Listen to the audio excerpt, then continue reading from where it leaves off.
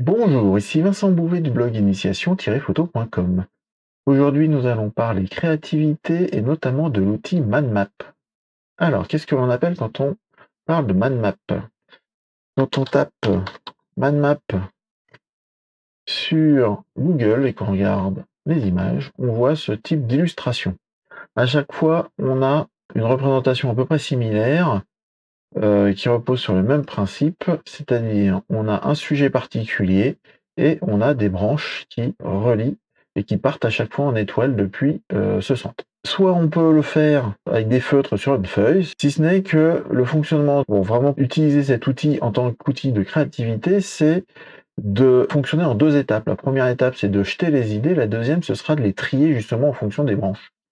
Et c'est dans ce sens-là que les outils informatiques de mind mapping sont intéressants puisque très facilement on peut réorganiser nos outils.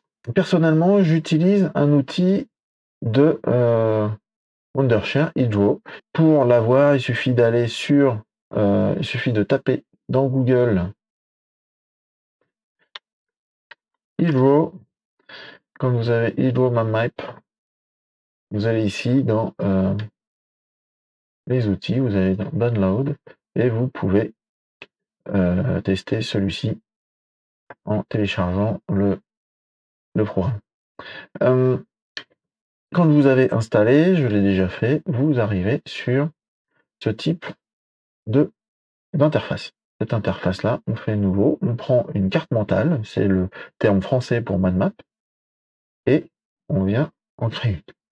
Donc, une fois qu'on a ouvert une carte mentale par défaut, on a ce principe. Quand on sélectionne là, on met notre problématique centrale, la question à laquelle on souhaite répondre, ou le sujet autour duquel on cherche à être créatif.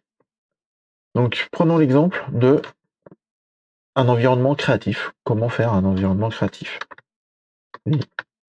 Environnement créatif.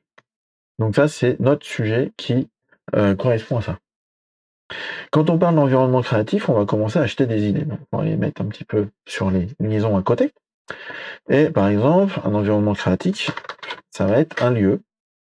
Ça peut être des outils, ça peut être des logiciels. Pour le coup, des logiciels, c'est des outils. Donc hop, je prends le logiciel, je viens le mettre là. Il est dans les outils. Ça peut être l'inspiration. Comment trouver de l'inspiration? Et bon, on va déjà faire ces trois-là. Et puis derrière, on va redévelopper. Alors les lieux, ça peut être quoi? Ça peut être un bureau bien rangé, par exemple. Donc, on vient faire tabulation et on va faire bureau rangé. Et en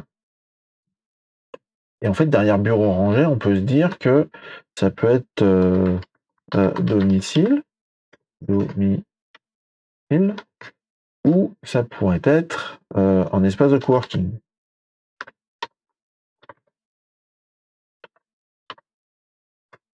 Voilà, par exemple. Qu'est-ce qu'il peut y avoir d'autre? Ça peut être aussi, finalement, ce qui peut nous inspirer, c'est la nature, donc ça va être l'extérieur. Et donc, dans cette notion d'extérieur, on va peut-être trouver simplement notre jardin, ou ça peut être dans des parcs naturels. Dans des parcs où peut-être ce qui nous intéresse, c'est la forêt. Alors, tac. La forêt, ça pourrait être le bord d'une rivière. Alors pour le coup, là, c'est peut-être pas top. Peut-être qu'ici, en fait, on va se mettre nature.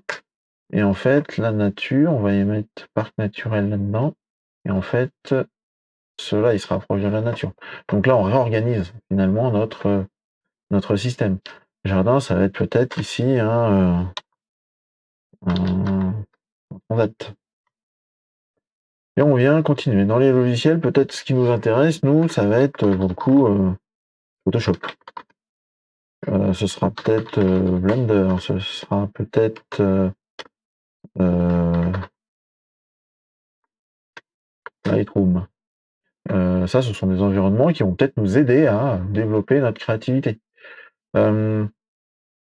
Ça va être, au lieu des ordinateurs, ce sera peut-être internet, en fait.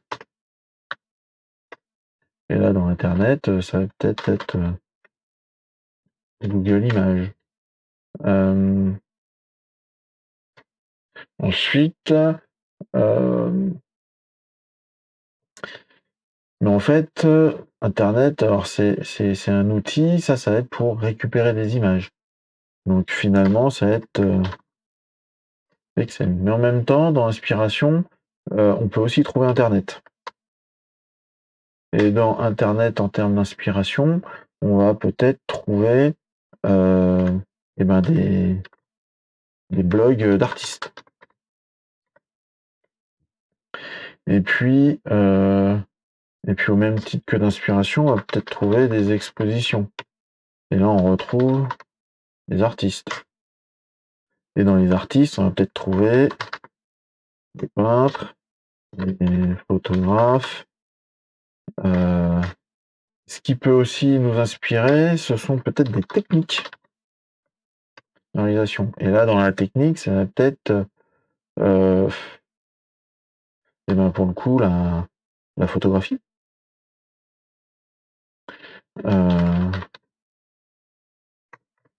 Ça va être peut-être le dessin.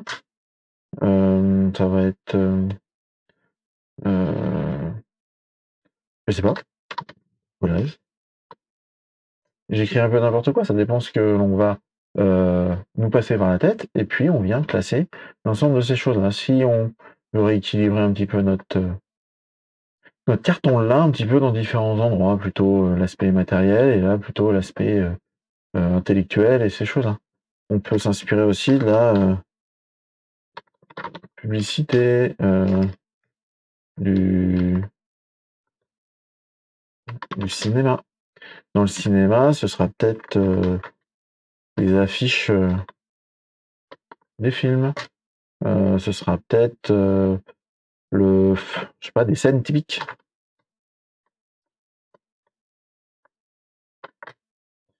Et donc, en faisant ça, on vient créer un petit peu notre raisonnement et nos idées, et surtout on vient les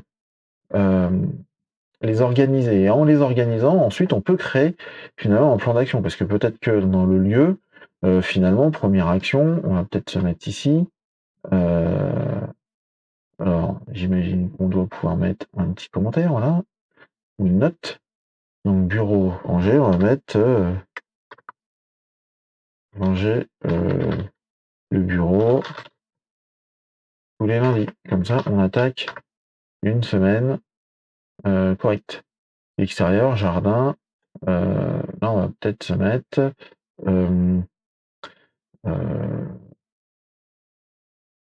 je sais pas,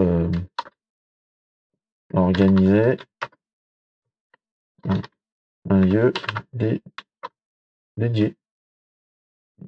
Commentaire, c'est peut-être pas ce qu'il faut. Plutôt note, voilà. Et on fait une note. Et donc, à chaque fois, on sait à peu près ce que l'on a à faire. Et s'ils sont bien faits, normalement, on a moyen de mettre des petites puces, des cases à cocher. Alors là, ce sera des puces, par exemple. Donc en fait, on sait facilement réaliser une notion constructive de créativité, de croisement, et on va peut-être chercher à croiser des idées et les réorienter. Et peut-être qu'il faut, je sais pas, bureau bien rangé avec une notion de technique, peut-être qu'on peut créer un lien aussi, une relation entre ce bureau et la technique. Et là, finalement, ça va être préparer un établi. Et donc, en mettant ce type de relation un petit peu au service de notre réflexion, on va pouvoir créer des liaisons et on organise notre, nos idées et on crée des liens, on fait ces choses-là jusqu'à trouver finalement la bonne idée qui est de dire: «Ah bah oui, pour, faire tel ou tel truc, il faut que je prépare un établi, que je m'organise un lieu où faire, de façon facilement accessible depuis chez moi, avec le moindre effort possible, me mettre dans les bonnes conditions» et heu et donc là, par exemple, il y a peut-être encore un truc qui sera, mise en condition,